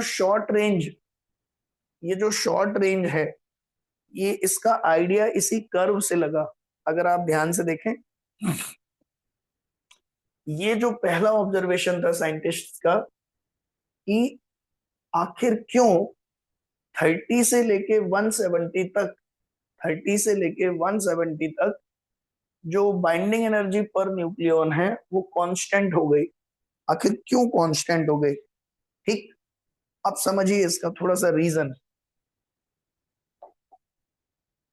देखो ध्यान से, मान लीजिए ये न्यूक्लियस है आपका, ठीक।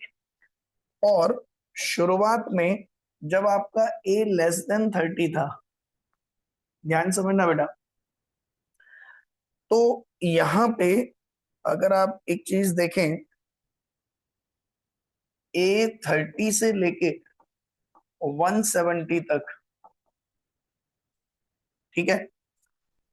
जैसे मान लीजिए यहाँ पे एक प्रोटॉन है, दिस इज वन प्रोटॉन, फिर एक और प्रोटॉन है, दो ही प्रोटॉन है केवल, ठीक है। और दो प्रोटॉन है, दो न्यूट्रॉन है, मान लीजिए।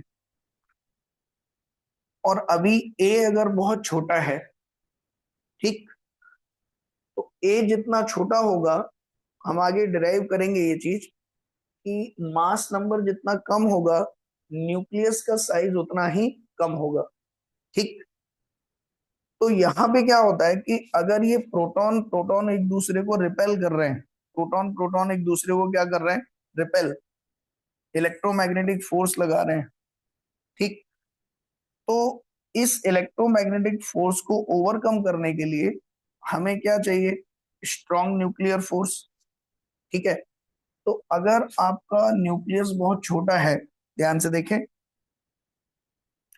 और फिर इसमें प्रोटॉन प्रोटॉन अगर बहुत छोटा है, तो प्रोटॉन प्रोटॉन काफी पास में आ जाएंगे, तो उस केस में ये पॉसिबिलिटी है कि ये जो इलेक्ट्रोमैग्नेटिक फोर्स हैं, ये जो इलेक्ट्रोमैग्नेटिक फोर्स हैं, ये इस प्रोटॉन प्रोटॉन को ओवरकम, रिपल्शन को ओवरकम ना कर पाए, ये भी पॉसिबिलिटी है, ठीक। क्योंकि ये रिपेल करना चाहते हैं और ये एक दूसरे से क्या रहना चाहते हैं, दूर। तो जैसे जैसे मास नंबर बढ़ता है, तो न्यूक्लियस का साइज भी बढ़ता है। अब मास नंबर बढ़ेगा तो न्यूक्लियस का साइज भी बढ़ेगा, तो प्रोटॉन, अब सर आप कहोगे प्रोटॉन भी तो बढ़ गए सर, चार हो गए प्रोटॉन, ये देखो, 4 प्रोटॉन हो गए सर। ठीक, तो अब अगर इस न्यूक्लियाई को स्टेबल रहना है तो हम क्या करेंगे कि यहाँ पर अगर 4 जो है, मान लीजिए इस तरीके से मैंने लगा लेता हूं लाइन से, मान लीजिए इस तरीके से हो गए ये 4 प्रोटॉन। ठीक, पी पी पी पी, थोड़ा साइज बड़ा हो गया न्यूक्लियस का। और न्यूट्रॉन भी 4 हो गए इसमें, देखो लाइक दिस। ठीक है, 1 2 3 4। तो अब क्या हुआ कि ये जो प्रोटॉन है और ये जो न्यूट्रॉन है, अब आप देख सकते हो कि इनका कॉम्बिनेशन इस तरीके से सेट हो गया, एक टग ऑफ वॉर की जैसी सिचुएशन हो गई, टग ऑफ वॉर के जैसी, जिसमें यहाँ पे ये प्रोटॉन इस न्यूट्रॉन को अट्रैक्ट कर रहा है न्यूक्लियर फोर्स की वजह से, ये न्यूट्रॉन इस प्रोटॉन पे इधर फोर्स लगा रहा है। ठीक है, स्ट्रॉन्ग न्यूक्लियर फोर्स। और अब ये जो प्रोटॉन है ये इस पर इधर फोर्स लगा रहा है। ठीक, और ये वाला प्रोटॉन भी इस पे इधर फोर्स लगा रहा है, और इफेक्टिवली इन दोनों के बीच में एक न्यूक्लियॉन आके रह सकता है। ठीक, क्योंकि सिंस अब साइज क्या हो गया है आपका, बड़ा हो गया है। साइज अगर बहुत छोटा होता तो हो सकता था कि प्रोटॉन प्रोटॉन काफी पास में आ जाते और इलेक्ट्रोमैग्नेटिक फोर्स, ठीक है, इलेक्ट्रोमैग्नेटिक फोर्स, क्योंकि अगर आर बहुत कम होगा तो इलेक्ट्रोमैग्नेटिक फोर्स भी अपनी वैल्यू बढ़ाएगा। लेकिन जैसे जैसे ए बढ़ता है साइज बढ़ने लगता है और प्रोटॉन प्रोटॉन के बीच का जो सेपरेशन है वो थोड़ा सा बढ़ जाता है, जिससे एक स्टेबल सिचुएशन आ जाती है कि प्रोटो इलेक्ट्रोमैग्नेटिक फोर्स और स्ट्रॉन्ग न्यूक्लियर फोर्स एक दूसरे को क्या करने लगते हैं, बैलेंस।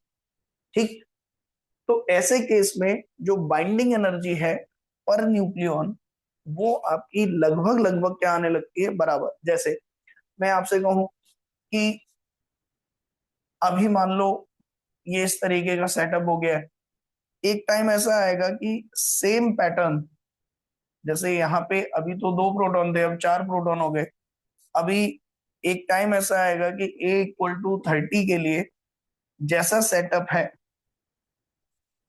जैसे इस तरीके से है, लाइक दिस, ये A = 30 के लिए, ठीक है, इनके बीच में एक एक प्रोटॉन है। ठीक, अब अगर मान लो A = 30 के लिए A = 35 भी ले लिया मैंने, ठीक है, 5 न्यूक्लियॉन और बढ़ा लिए, तो वो 5 न्यूक्लियॉन बढ़ने का इनके ऊपर कोई फर्क नहीं पड़ेगा, इनके ऊपर कोई फर्क नहीं पड़ेगा। समझ रहे हो आप? ये कुछ इस तरीके से है। इसको और मैं सिंपल एनालॉजी से आपको समझाऊं कि जैसे मान लीजिए एक क्लासरूम है, एक क्लासरूम है।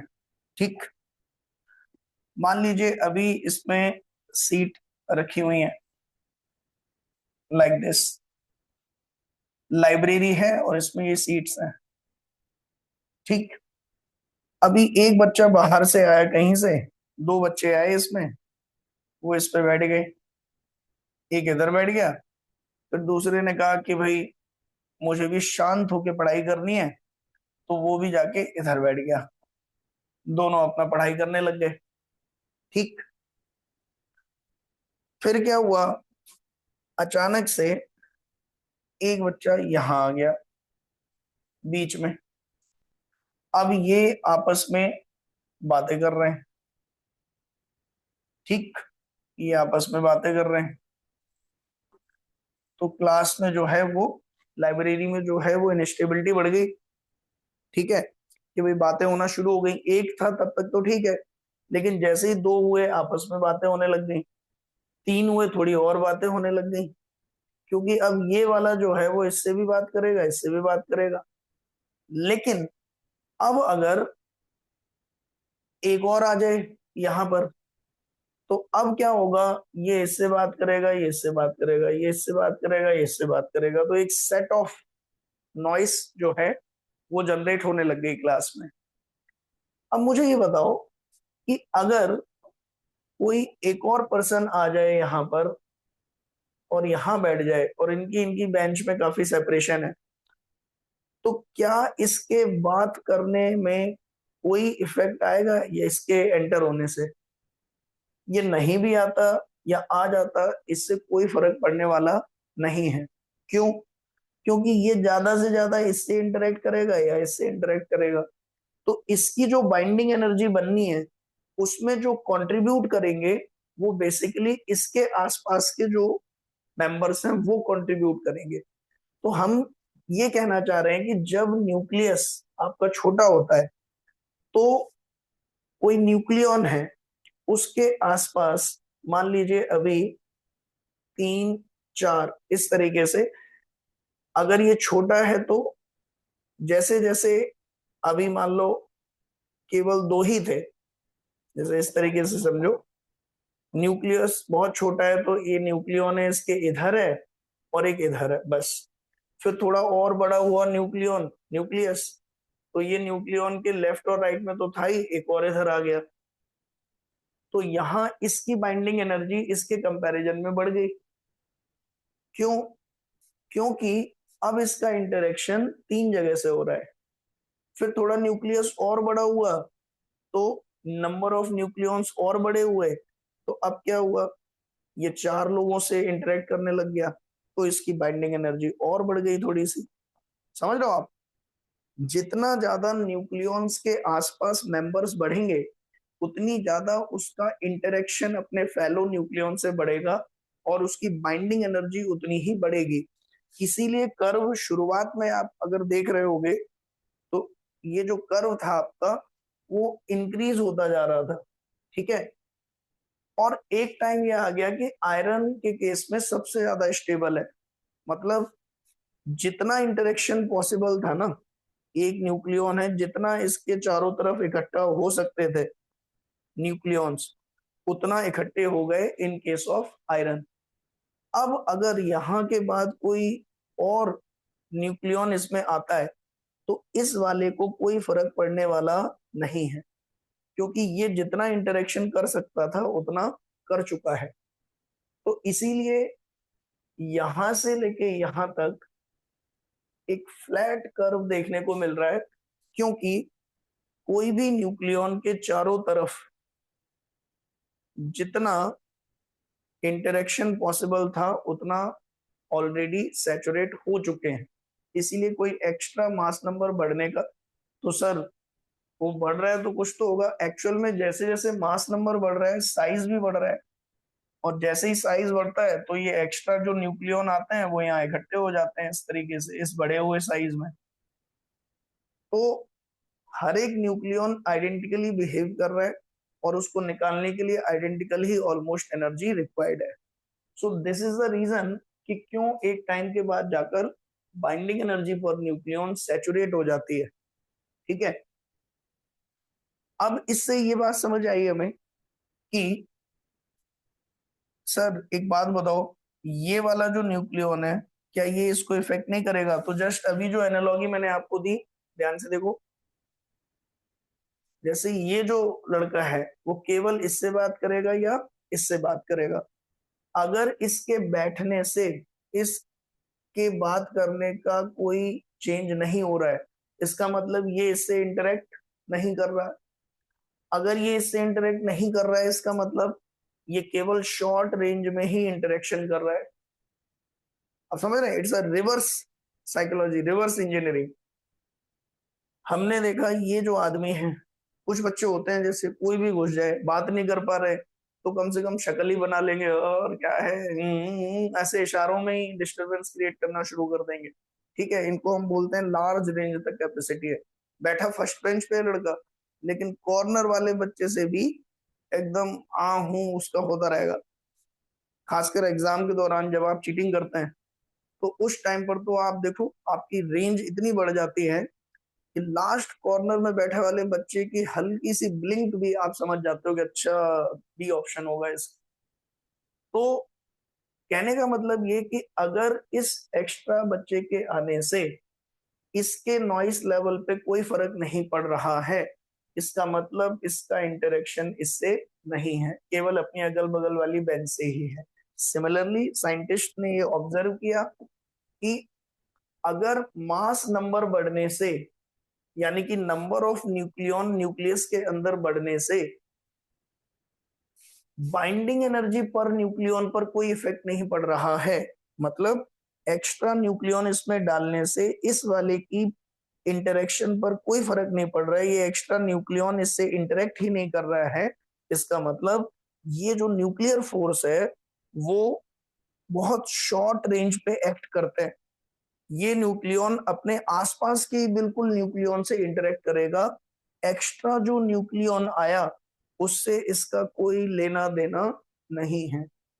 तब जाके साइंटिस्ट ने ये कहा कि ये जो स्ट्रॉन्ग न्यूक्लियर फोर्स हैं वो आपके शॉर्ट रेंज फोर्स हैं।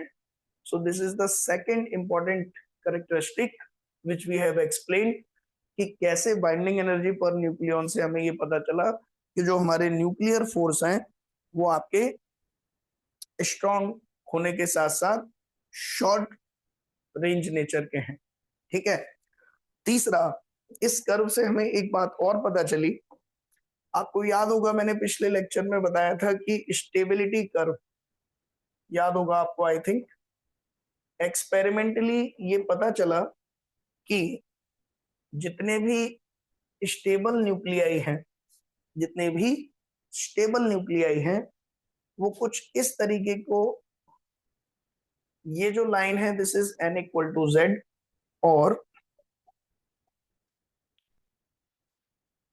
ये जो येलो कर्व मैंने बनाया था पिछली क्लास में, मैंने ये कहा था कि जब हमने बहुत सारे न्यूक्लियाइज को स्टडी किया और ये देखा कि जो स्टेबल न्यूक्लियाई हैं, स्टेबल न्यूक्लियाई, उनके लिए जरूरी क्या है, व्हाट इज द रिक्वायरमेंट, अगर n आपका इक्वल टू जेड होना चाहिए, अगर आपका स्मॉल मास नंबर है, स्मॉल मास नंबर, या हम कहें स्मॉल जेड के लिए,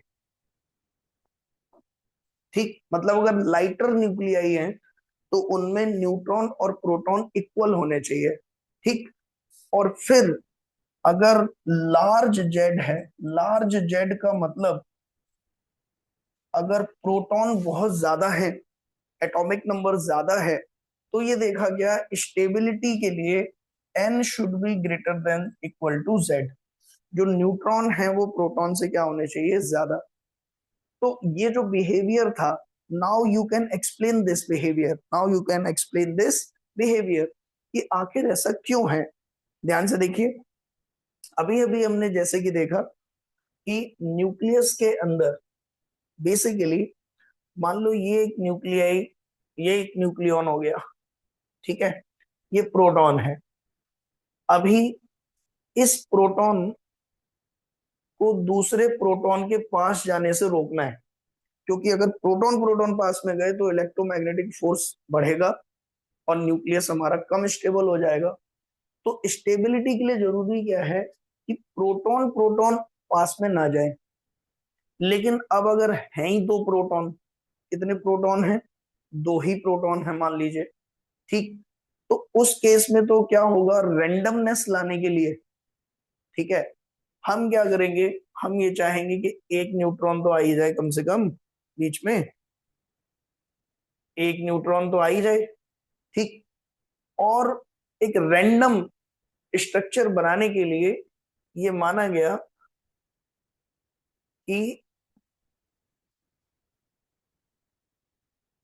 जो आपके न्यूट्रॉन हैं वो आपके इधर हो गए, मान लीजिए। देखिए, देखो दो ही केस हो सकते हैं, या तो ये हो सकता था कि हम इसमें भी कहते हैं न्यूट्रॉन प्रोटॉन से ज्यादा है, मतलब एक प्रोटॉन, मान लो दो प्रोटॉन हो गए और तीन न्यूट्रॉन हो गए, ठीक है, ध्यान समझना बेटा, तीन न्यूट्रॉन हो गए, तो क्या इसमें स्टेबिलिटी है, दो प्रोटॉन और तीन न्यूट्रॉन में, ठीक है। तो अब इसमें देखो, इसमें क्या रीजन है कि क्यों n इक्वल टू जेड होना चाहिए, why n should be equal to z. जैसे अगर आपने इलेक्ट्रॉन स्ट्रक्चर अगर पढ़ा हो केमिस्ट्री में, तो जब आप ऑर्बिटल भरते हैं, ऑर्बिटल्स भरते हैं, थोड़ी सी आपकी केमिस्ट्री की नॉलेज लगेगी, तो आपने ये सीखा होगा कि अगर ये इलेक्ट्रॉन भरा हुआ है, जब तक पूरी ऑर्बिटल फिल नहीं हो जाती तब तक पेयरिंग शुरू नहीं होती है। ठीक है, तो कुछ कुछ केस में आपने ऐसा देखा होगा कि हाईली स्टेबल स्टेट जनरेट हो जाती है अगर हम एक सर्टेन ऑर्डर में इलेक्ट्रॉन्स को फिल करें। ठीक है, सर्टेन स्टेट्स में जब आप देखते हो कि हाईली स्टेबल स्टेट मिल जाती है आपको अगर हम इलेक्ट्रॉन को एक पर्टिकुलर तरीके से ऑर्बिटल के अंदर फिल करें। ठीक, ये एक्सेप्शन आप खूब पढ़ते हैं केमिस्ट्री के अंदर कि इलेक्ट्रॉन एक सर्टेन वे में ऑर्बिटल्स में भरे जाते हैं, तब जाकर वो हाईली स्टेबल स्टेट में पहुंच जाते हैं कई बार। ठीक है, सिमिलरली न्यूक्लियस के अंदर भी, न्यूक्लियस के अंदर भी ये जो न्यूट्रॉन और जो प्रोटॉन होते हैं, ये न्यूट्रॉन और प्रोटॉन की भी अपनी अपनी कुछ एनर्जी होती है। और न्यूक्लियस के अंदर भी ऐसा नहीं कोई भी रैंडम मोशन हो रहा है न्यूट्रॉन प्रोटॉन का, इनकी भी अलग अलग एनर्जी लेवल होते हैं जिसको हम बोलते हैं न्यूक्लियर शेल मॉडल। आपके 12th में नहीं है, हायर क्लासेस में ये यूज होता है। न्यूक्लियस के अंदर भी एनर्जी लेवल स्टडी किए जाते हैं, और ये जो न्यूक्लियर के अंदर अलग अलग जो एनर्जी लेवल्स हैं, इनमें ये माना गया है according to quantum physics, according to quantum physics, quantum mechanics, nuclear shell model में हम ये डिराइव करते हैं कि हमेशा न्यूक्लियस ये चाहता है कि पेयरिंग फॉर्म हो। अगर दो प्रोटॉन दो न्यूट्रॉन, इस तरीके की पेयरिंग कराना चाहते हैं वो। ठीक है, जब भी आपकी जो न्यूक्लियर सेल्स भरी जाएंगी तो वो चाहते हैं कि प्रोटॉन प्रोटॉन एक एनर्जी लेवल पे रहे, न्यूट्रॉन न्यूट्रॉन एक एनर्जी लेवल पे रहे। ठीक है, कभी भी अगर एक ही एनर्जी लेवल में न्यूट्रॉन और प्रोटॉन दोनों आ गए तो वो एक अनस्टेबल स्टेट क्रिएट करता है। तो इसीलिए ये माना जाता है कि अगर आपके नंबर ऑफ न्यूक्लियॉन कम है तो एटलीस्ट पेयर फॉर्म हो जाए। पेयर फॉर्म कब होंगे? जब आपके नंबर ऑफ जो प्रोटॉन है वो ऑलमोस्ट नंबर ऑफ न्यूक्लियॉन के इक्वल हो जाए। सर पेयर तो ऐसे भी फॉर्म हो जाएंगे, देखो प्रोटॉन प्रोटॉन प्रोटॉन चार ले लो, न्यूट्रॉन न्यूट्रॉन दो ले लो, तो सर एक पेयर ये बन गया, एक पेयर ये बन गया, एक पेयर ये बन गया। या सुनो जो है, तो देखो सर इसमें जो पी है वो ग्रेटर देन क्या हो गया, एन हो गया, या जेड जो है वो ग्रेटर देन क्या हो गया, एन हो गया। ठीक, तो ये इतना इजी नहीं है। बेसिकली ये जो कंडीशन है आपकी एन इक्वल टू जेड, ये क्वांटम फिजिक्स से, क्वांटम मैकेनिक्स से डिराइव की गई कंडीशन है, जिसमें ये कहा जाता है कि न्यूक्लियर शेल मॉडल में स्टेबिलिटी जनरेट करने के लिए it is required that number of neutron should be equal to number of proton if z is small. ठीक है, देन फिर अगर जेड ज्यादा हो जाए, जेड ज्यादा हो जाए, उस केस में हमारा अल्टीमेट पर्पस क्या है, स्टेबिलिटी क्रिएट करने के लिए कि प्रोटॉन को प्रोटॉन के पास जाने से रोकना है। तो उसके लिए हम क्या करते हैं, हम सोचते हैं कि प्रोटॉन को चारों तरफ से घेर दो इससे, न्यूट्रॉन से। तो अगर हम एक प्रोटॉन की स्क्रीनिंग कर दें न्यूट्रॉन के साथ, तो फिर प्रोटॉन और प्रोटॉन का जो इंटरेक्शन है वो रिड्यूस हो जाता है। इसीलिए जब बहुत सारे प्रोटॉन हो जाएं न्यूक्लियस के अंदर, तो हम चाहते हैं कि स्टेबिलिटी के लिए इन सभी प्रोटॉन को हम न्यूट्रॉन से क्या कर दें, स्क्रीन, न्यूट्रॉन से ट्रैप करा दें, ताकि इनका आपस में इंटरेक्शन क्या हो जाए, खत्म। तो इसीलिए for large, for large z n should be greater than equal to z. So ये एक एक्सप्लेनेशन है कि n equal n greater than z क्यों होना चाहिए अगर आपको स्टेबल न्यूक्लियस चाहिए तो।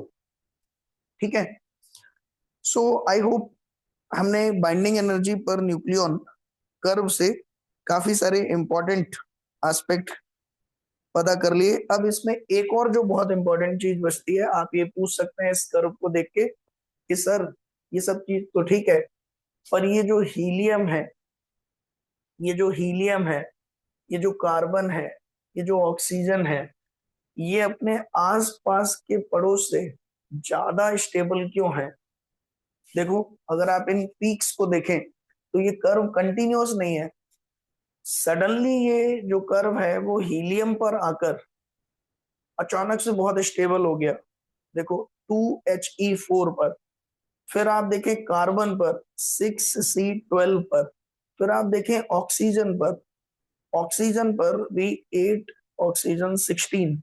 ध्यान से देखें बेटा, तो ये कुछ एटम हैं जो कि हाईली स्टेबल हैं as compared to their relative neighbouring atom. क्या रीजन है इसका सर?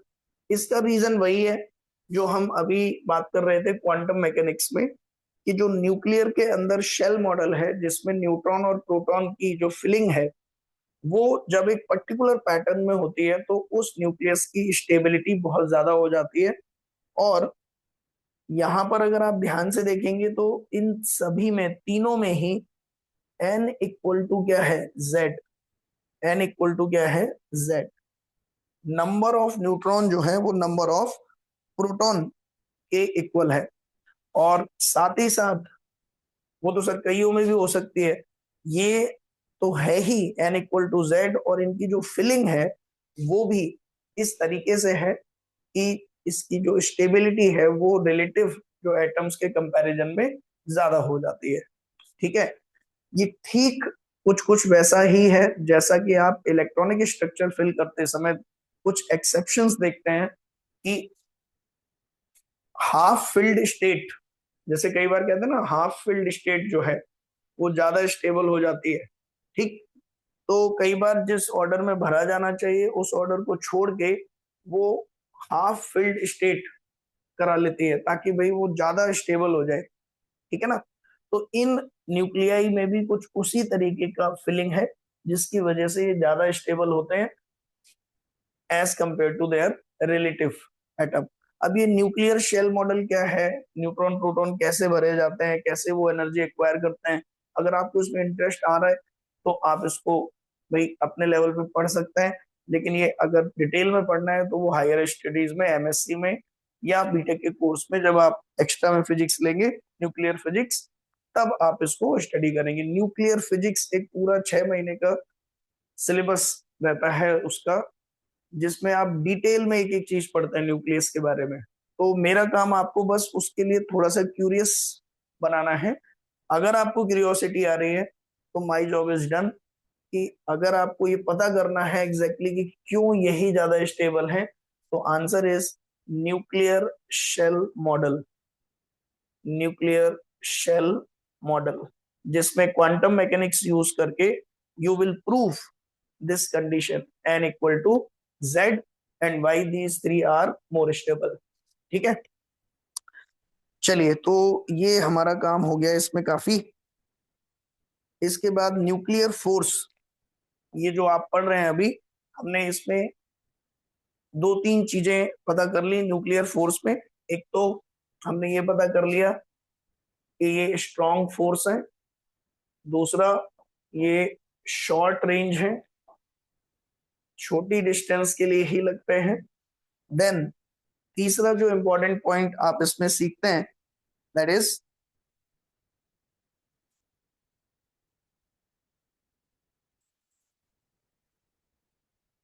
ये ठीक है, नॉन सेंट्रल फोर्स है, नॉन सेंट्रल फोर्स। ठीक, नॉन सेंट्रल फोर्स मतलब जैसे हम ये कहते हैं ना कि ये जैसे एक स्फेयर है, ये दूसरा स्फेयर है, तो ग्रेविटेशनल फोर्स जो है वो सेंटर पे लगता है। अब यहाँ पर न्यूट्रॉन न्यूट्रॉन, प्रोटॉन प्रोटॉन का सेंटर वेंटर कुछ है नहीं। ठीक है ना? तो ऐसा नहीं है कि सेंटर टू सेंटर लग रहे हैं, ऐसा नहीं है। चौथा, नॉन कंजर्वेटिव फोर्स है। नॉन कंजर्वेटिव का मतलब 11th क्लास में आपने पढ़ा होगा। नॉन कंजर्वेटिव फोर्स का मतलब होता है कि जो वर्क डन है, वो पाथ पे डिपेंड करता है, पाथ डिपेंडेंट। ठीक है, इसका एक मतलब ये भी होता है नो एसोसिएटेड फील्ड, मतलब अगर कोई फोर्स किसी फील्ड से एसोसिएटेड है तो वो कंजर्वेटिव फील्ड से एसोसिएटेड है तो कंजर्वेटिव फोर्स कहते हैं। तो आप ये डेफिनेशन भी याद रख सकते हैं। ठीक है, देन इसकी जो फिफ्थ प्रॉपर्टी है वो क्या है कि ये अट्रैक्टिव इन नेचर होता है, अट्रैक्टिव इन नेचर। सिक्स अगर हम बात करें तो जो पॉइंट आपका इसमें बन सकता है क्या है, लगभग लगभग वैसे तो हमने देख लिए, कोई फॉर्मूला नहीं है इसका, no formula is there, no mathematical formula is there. ठीक है ना। एक चीज और इसमें बड़ी इंटरेस्टिंग है कि ये जो न्यूक्लियस के अंदर जो दो न्यूक्लियॉन है वो इस बात पे डिपेंड नहीं करता कि न्यूट्रॉन और प्रोटॉन है या प्रोटॉन और प्रोटॉन है, चार्ज पे डिपेंड नहीं करता ये। So it is charge independent, आप कह सकते हैं चार्ज इंडिपेंडेंट। ठीक है, एक और बहुत इंपॉर्टेंट चीज जो 8 पॉइंट न्यूक्लियर फोर्स के बारे में आप पता कर सकते हैं वो ये कि अगर दो न्यूक्लियॉन के बीच की डिस्टेंस 0.8 फर्मी, 0.8 फर्मी फेम्टोमीटर, ठीक है, अगर इससे ज्यादा है तो न्यूक्लियर फोर्स अट्रैक्टिव होते हैं। लेकिन अगर दो न्यूक्लियॉन की डिस्टेंस इस वैल्यू से भी कम हो गई तो स्ट्रॉन्ग न्यूक्लियर फोर्स आपके रिपल्शन शो करने लगते हैं। ये पॉइंट आपको नहीं मिलेगा, कम जगह पर ही ये पॉइंट मिलेगा आपको कि न्यूक्लियर फोर्स भी अट्रैक्टिव नेचर के बजाय रिपल्सिव नेचर शो कर सकते हैं अगर दो न्यूक्लियॉन के बीच की डिस्टेंस 0.8 फर्मी, 0.8 फर्मी से भी क्या हो जाए, कम हो जाए। ठीक है, सो दीज ऑल पॉइंट्स पर related to nuclear force, I hope ये आपको क्लियर होंगे। और एक्सपेरिमेंटली ये सारे पॉइंट्स धीमे धीमे डेवलप हुए हैं 1935 से लेकर 1950 तक। 15 साल के continuous experimentation, different different results को कंबाइन करके ये सारी चीजें हमने डेवलप की, जिनमें से जो दो शुरू के पॉइंट थे वो मैंने आपको बताया कि ये दो पॉइंट कहाँ से मिले आपको, binding energy per nucleon, binding energy per nucleon के कर्व से डिराइव किए गए पॉइंट हैं ये। बाकी फिर जैसे जैसे आपके जो है एक्सपेरिमेंट होते गए, नॉन सेंट्रल नॉन कंजर्वेटिव, ये सब चीजें धीरे धीरे डेवलप की गई। ठीक है, सो आई होप आपको ये क्लियर हो गया होगा। अब एक लास्ट पॉइंट के साथ मैं ये लेक्चर कंक्लूड करूंगा, और वो लास्ट पॉइंट क्या है आपका, size of nucleus. Size of nucleus, nucleus का साइज कैसे मेजर करते हैं, how to measure the size of nucleus. ठीक है, अभी तक हमने इसके बारे में कोई चर्चा नहीं की कि न्यूक्लियस का साइज क्या होता है। रदरफोर्ड ने इसके बारे में कुछ कुछ बताया लोगों को। रदरफोर्ड ने कहा था कि जब हम एक अल्फा पार्टिकल को गोल्ड के, ठीक है, गोल्ड के एटम के पास भेजते हैं तो जो क्लोजेस्ट डिस्टेंस ऑफ अप्रोच होती है, क्लोजेस्ट डिस्टेंस ऑफ अप्रोच क्या होगी, जहां पर जाकर पार्टिकल रुक जाए। तो अगर मान लो ये अल्फा पार्टिकल यहां जाके रुक गया और फिर वापस आ गया 180 डिग्री पर, तो इससे आइडिया क्या लगा कि एटलीस्ट जो न्यूक्लियस है वो यहां कहीं के बाद से शुरू हो रहा होगा, इससे पहले तो न्यूक्लियस नहीं होगा। ठीक है, मतलब ये रेडियस इस ऑर्डर की होनी चाहिए। ठीक, लेकिन लोगों ने कहा अच्छा कल को इसकी स्पीड ज्यादा कर दें तो उस समय तक अल्फा पार्टिकल की जो मैक्सिमम स्पीड की जा सकी 5.5 मेगा इलेक्ट्रॉन वोल्ट, उसके करस्पॉन्डिंग जो मिनिमम सेपरेशन आया वो कितना मिला हमें, 4 × 10⁻⁻14 मीटर। मैं ना डेटा के साथ आपको बता रहा हूँ चीजें कि कैसे कैसे धीमे धीमे डेवलप हुई। ये डेटा याद नहीं करना है आपको, ये मैं जस्ट आपको ऑब्जर्वेशन और एक्सपेरिमेंटेशन से जो डेटा आते हैं उनको कैसे इंटरप्रेट किया जाता है, उनसे कैसे रिजल्ट्स निकाले जाते हैं, वो सिखाने के लिए बता रहा हूँ। आप इनको रटने मत लगना कि अच्छा जब अल्फा इतना है तो आर मिनिमम इतना है, ठीक है ना। कहने का मतलब ये था कि जब इसकी एनर्जी इतनी थी तो जो ऑर्डर आ रहा था वो 10⁻⁻14 मीटर आ रहा था। तो लोगों को ये समझ आया कि कल को अगर मैं और बढ़ा दूं काइनेटिक एनर्जी तो ये आर मिनिमम और कम हो जाएगा, है ना। तो इसका मतलब न्यूक्लियस का साइज और भी छोटा हो सकता है। फिर लोगों ने कहा भैया अल्फा पार्टिकल को तो मैक्सिमम इतना ही कर सकते हैं। तो लोगों ने कहा फिर अल्फा क्यों भेज रहे हो, कोई और चीज भेज दो जो थोड़ी हल्की हो, थोड़ा जिसको एक्सेलरेट कराना, जिसको एनर्जी देना ज्यादा इजी हो। तो भैया सबसे हल्का कौन था उस टाइम पे, इलेक्ट्रॉन था। तो लोगों ने फिर क्या किया, इलेक्ट्रॉन को फेंकना शुरू कर दिया न्यूक्लियस के पास, ठीक है। और फिर उन्होंने देखा कि जब हाई स्पीड इलेक्ट्रॉन को फेंक रहे हैं तो ये आर मिनिमम और डिक्रीज होता चला जा रहा है, ठीक है।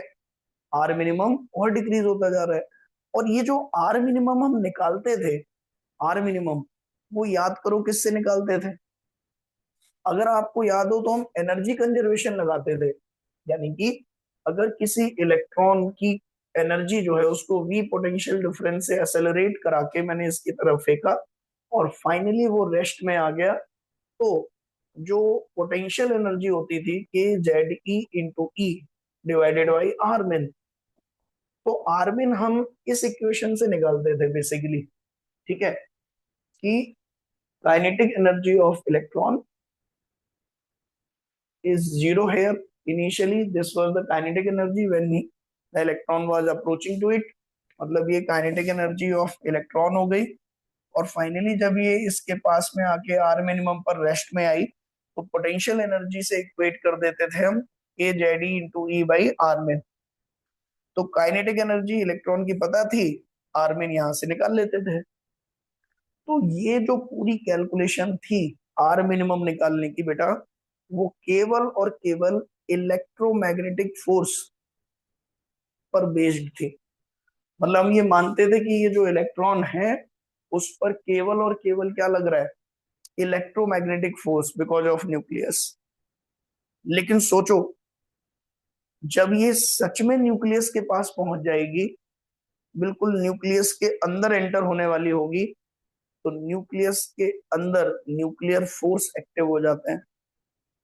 तो उस टाइम पर जो इसकी पोटेंशियल एनर्जी होनी चाहिए उसमें केवल इलेक्ट्रोमैग्नेटिक फोर्स का फैक्टर नहीं रहेगा, उसमें इलेक्ट्रोमैग्नेटिक फोर्स के साथ साथ न्यूक्लियर फोर्स भी आने लगेगा। तो प्रैक्टिकली ये देखा गया कि एक लिमिट तक आप इलेक्ट्रॉन की स्पीड बढ़ाते गए, उससे जो आर मिनिमम आ रहा था वही एक्सपेरिमेंटली भी मिल रहा था।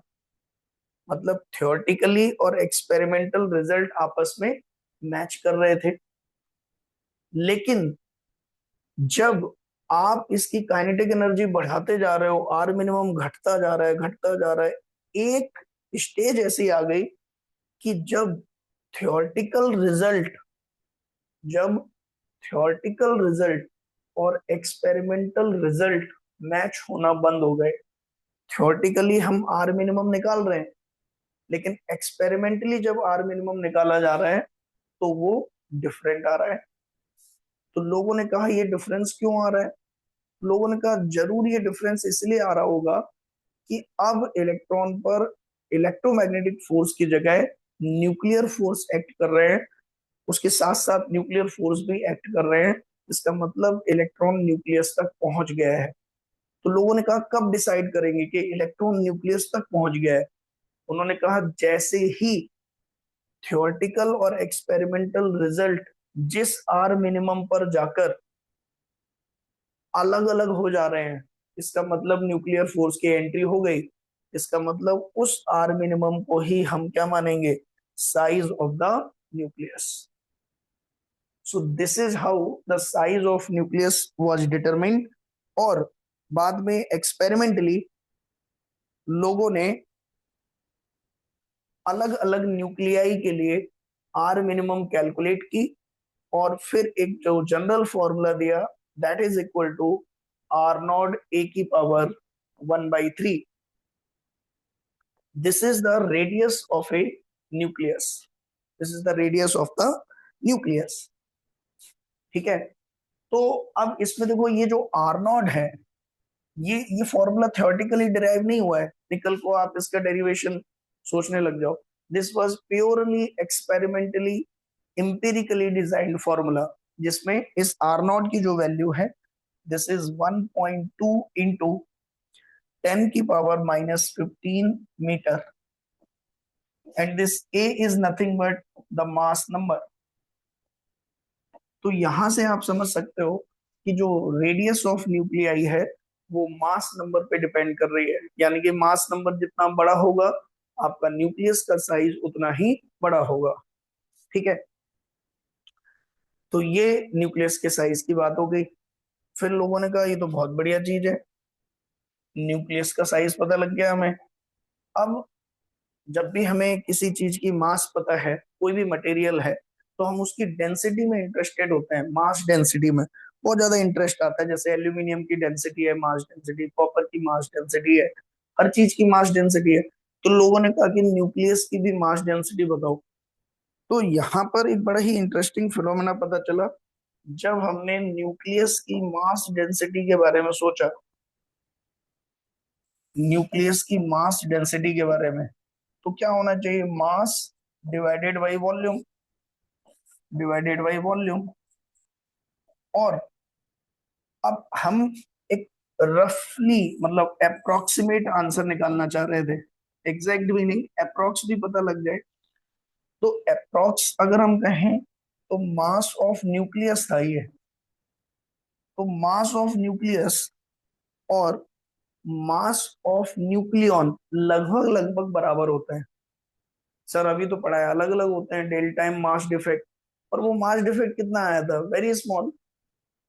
तो अगर हम अप्रोक्सीमेट निकाल रहे हैं न्यूक्लियर मास डेंसिटी, तो हम मास ऑफ न्यूक्लियस को लगभग लगभग लिख सकते हैं मास ऑफ न्यूक्लियॉन,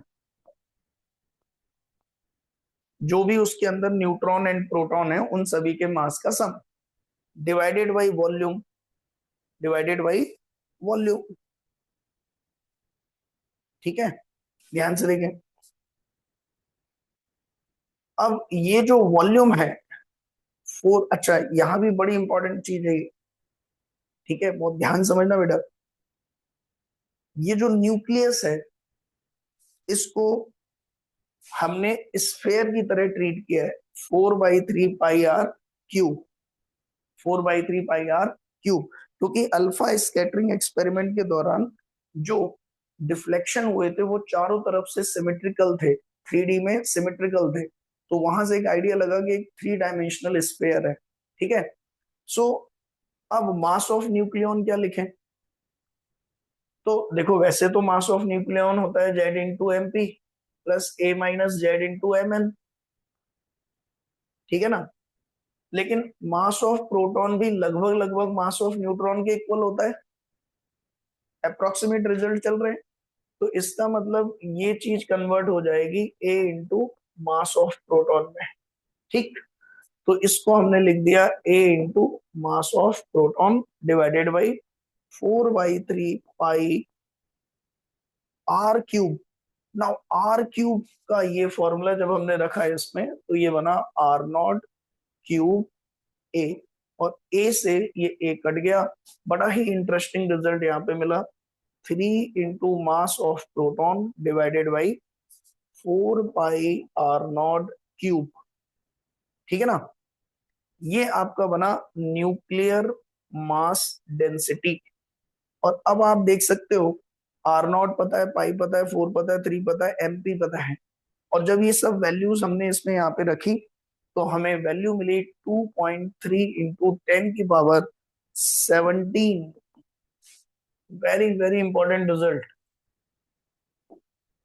kg/मीटर क्यूब, kg/मीटर क्यूब।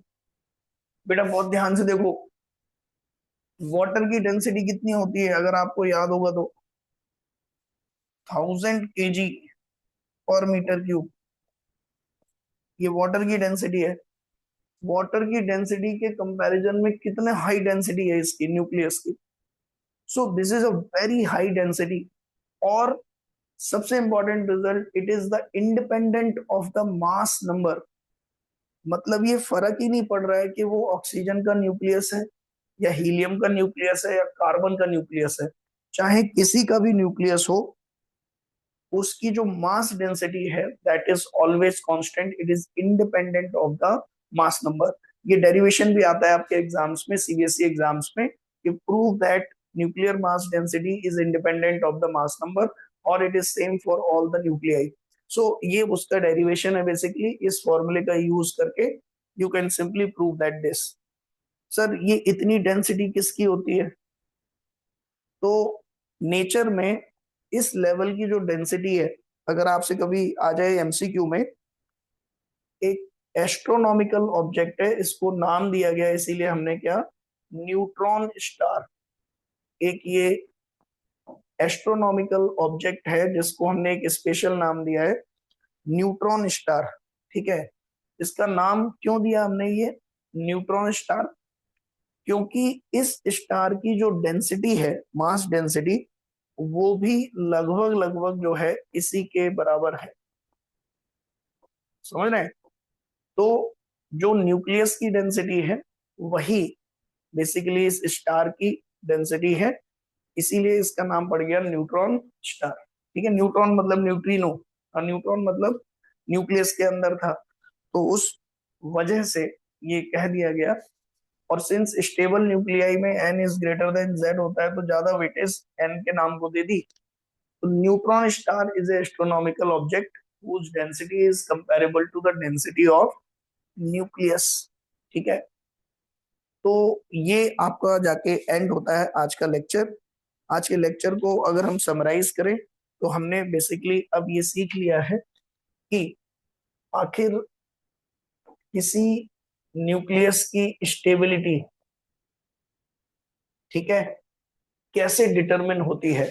स्टेबिलिटी डिसाइड होती है बाइंडिंग एनर्जी पर न्यूक्लियॉन से। और फिर हमने ये देखा कि ये बाइंडिंग एनर्जी कैलकुलेट कैसे होती है, how to calculate binding energy. ये होती है binding energy divided by mass number. Binding energy कैसे कैलकुलेट होती है? Mass defect into c square. Mass defect क्या होता है? Z into m p plus a minus z into m n. ये हो गया mass of nucleon, minus m x into c square. फिर हमने ये देखा कि बाइंडिंग एनर्जी पर न्यूक्लियन के कर्व से हमने न्यूक्लियर फोर्स के बारे में स्टडी की कि न्यूक्लियर फोर्स क्या है और उसकी डिफरेंट डिफरेंट क्या प्रॉपर्टीज हैं। एंड लास्ट में हमने न्यूक्लियस के साइज को स्टडी किया कि कैसे न्यूक्लियस का साइज एक्सपेरिमेंटली डिटरमिन किया गया और उसकी डेंसिटी इस तरीके से मेजर की गई। और उसकी डेंसिटी की क्या खास बात है कि वो मास नंबर से इंडिपेंडेंट है। तो आज के लेक्चर के ये आपके जो है समरी पॉइंट थे। अब उनका क्या, जो स्टेबल नहीं है, बाइंडिंग एनर्जी पर न्यूक्लियन जिनकी कम है, ठीक है, या हम ये कहें कि ये जो स्टेबिलिटी का जो कर्व था, ये जो स्टेबिलिटी का कर्व था, उन न्यूक्लियाई का क्या जो इस येलो कर्व को फॉलो नहीं कर रहे हैं, है ना। मतलब हमने कहा था कि अगर छोटे न्यूक्लियाई हैं तो n इक्वल टू जेड होना चाहिए, बड़े न्यूक्लियाई हैं तो n ग्रेटर देन जेड होना चाहिए। लेकिन अगर किसी न्यूक्लियाई में n ग्रेटर देन जेड नहीं है तो फिर वो न्यूक्लियाई क्या करेगा? वो न्यूक्लियाई, मान लो n होने चाहिए थे 10 और जेड होने चाहिए थे 8, तो ऐसा न्यूक्लियाई क्या करेगा? ऐसा न्यूक्लियाई अपने अंदर से न्यूट्रॉन को किस में कन्वर्ट कर देगा? प्रोटॉन में, और अपने आप को चेंज कर लेगा। तो ऐसे न्यूक्लियाई जो अपने आप को चेंज करने लग जाते हैं by some nuclear reaction, by some conversion, ऐसे न्यूक्लियाई को हम कहते हैं रेडियो एक्टिव न्यूक्लियाई। मतलब जो खुद ब खुद अपने कंस्ट्रक्शन को, अपने स्ट्रक्चर को चेंज करते हैं ताकि क्या गेन कर सके, स्टेबिलिटी। तो ऐसे न्यूक्लियाइज को हम कहते हैं रेडियो एक्टिविटी। ये जो प्रॉपर्टी है रेडियो एक्टिविटी, ये हमारे अगले जो क्लास होगी उसका टॉपिक होगा। और ये बहुत ही इंटरेस्टिंग टॉपिक है कि अनस्टेबल न्यूक्लियाई भी हमारे बहुत काम के होते हैं। आपको लग रहा होगा स्टेबल न्यूक्लियाई काम के होने चाहिए, जो अनस्टेबल है वो हमारे किस काम का। लेकिन आप देखेंगे कि इन्हीं अनस्टेबल न्यूक्लियाई की वजह से आज हम कैंसर जैसी बीमारियों से फाइट कर पा रहे हैं। इन्हीं अनस्टेबल न्यूक्लियाई की वजह से हम हजारों साल पुरानी चीजों की एज पता कर पा रहे हैं। तो इन सब चीजों को जानने के लिए अगले लेक्चर का वेट करिए, उसमें इन सभी इंटरेस्टिंग बातों को हम डिस्कस करेंगे। तब तक के लिए thank you, have a nice day, take care, bye bye.